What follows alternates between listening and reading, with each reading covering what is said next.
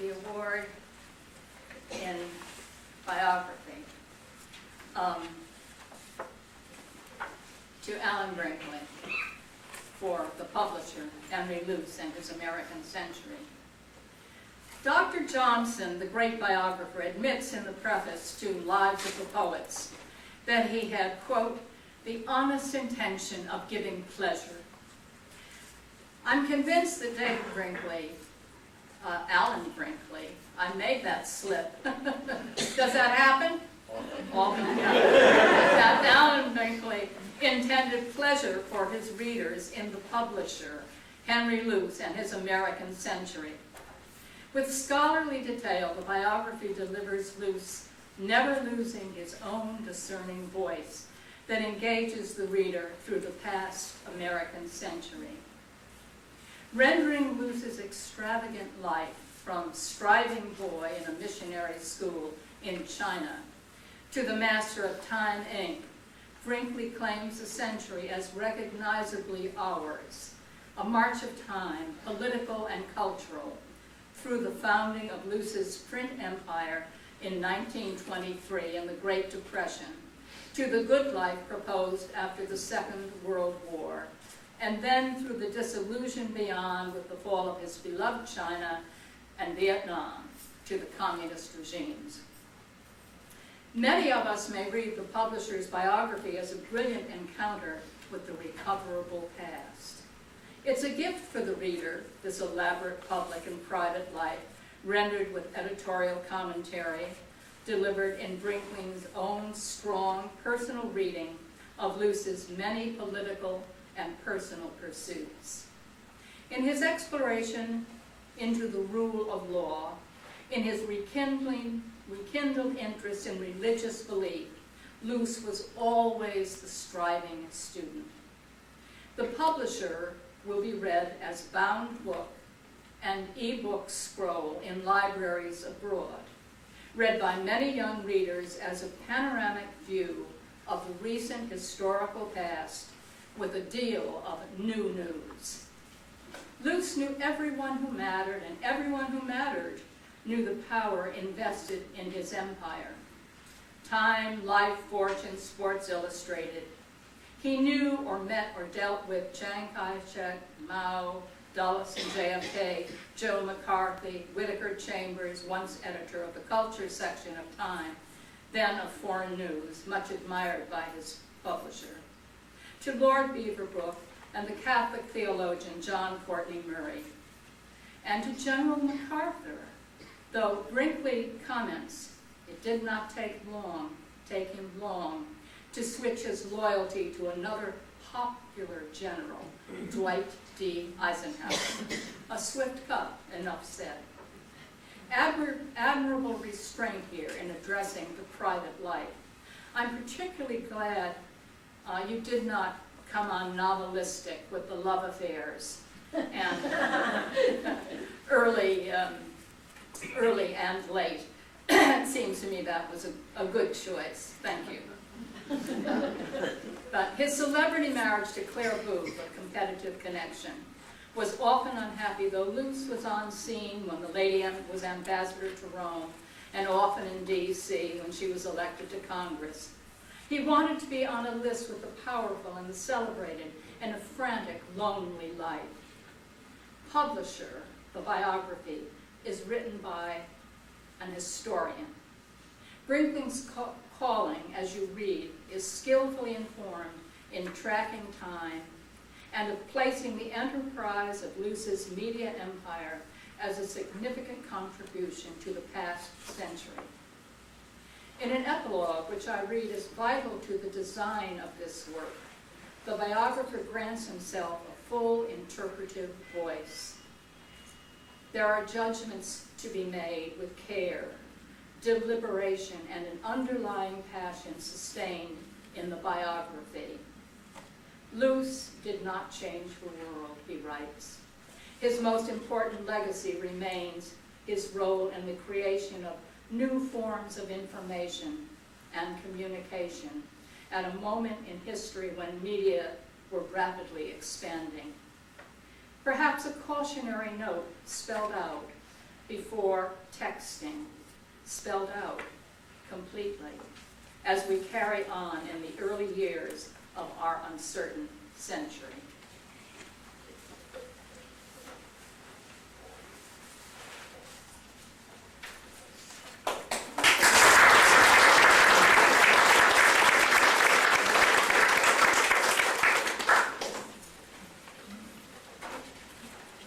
Thank you very much for the wonderful introduction. Alan, yes.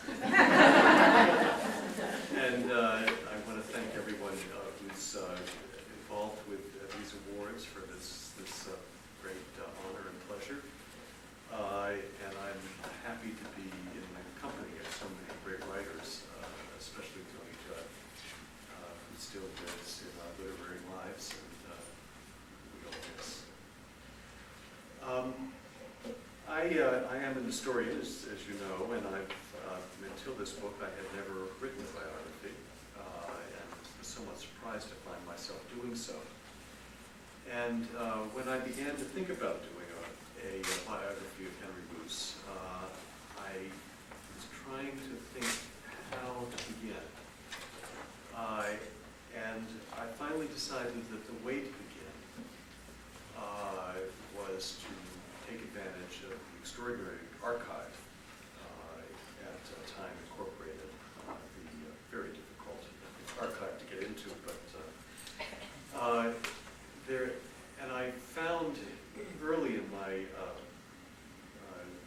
work in the archives, I found an extraordinary collection of letters that Henry Luce wrote as a very young boy, living in China, sent off to a harsh British boarding school in an area called Chafu, and later to Hotchkiss and Yale, and then on into the publishing world. And it was an extraordinary journey for me to read these letters, which were voluminous, both from Henry Luce himself and to Henry Luce from his family. That was how his family actually lived. It was through letters. His parents were in China. He was in another part of China, and then in England, and then in Connecticut. His sisters also were far away at school and at Wellesley. And yet it was a very close family. But it was a family of letters. And working through those letters gave me a sense of what this young boy finally became. This was a boy whose father was a missionary, and whom he revered as a very great man. And the image of his father and the words of his father that kept flowing to him across the Pacific in his letters gave him the sense that he too would be a great person. And he did become a great person, perhaps not the most likable person, perhaps not the most respected person, but he was a great person in the enormity of his accomplishment. The creation of Time magazine, of Fortune magazine, of Life magazine, eventually Sports Illustrated magazine, all of these, all by far the most successful magazines of their genres.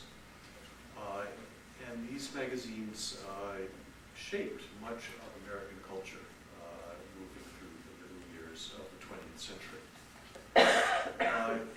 And the process by which Luce and earlier, at the beginning, his close friend and partner and rival, Britain Haddon, created this extraordinary magazine, Time magazine, which still survives, although there is very little resemblance to where Time used to be.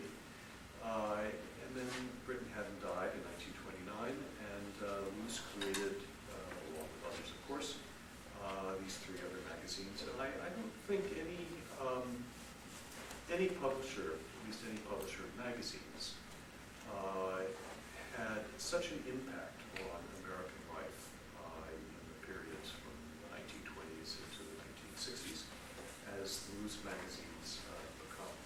Loose himself was, I think, an unhappy man on the whole, proud of his achievements, but unhappy in his life. And perhaps it was that unhappiness that kept him so closely connected to his magazine through all those years. After a broken marriage, an unhappy second marriage, children who disappointed him, few friends who stayed with him, and yet he continued always to think about what the world should be like, what America should be like. I think he's a person who should be admired for his achievements, even though much of what he did, and much of what he said, and much of what he believed probably would not be things that many of us would agree with. So I found in writing this biography a feeling that I've never had in any of my other books, a kind of proprietary feeling about Luce, a person that I didn't especially like most of the time, but whose life I found fascinating and from whom I learned a great deal. So thank you all again.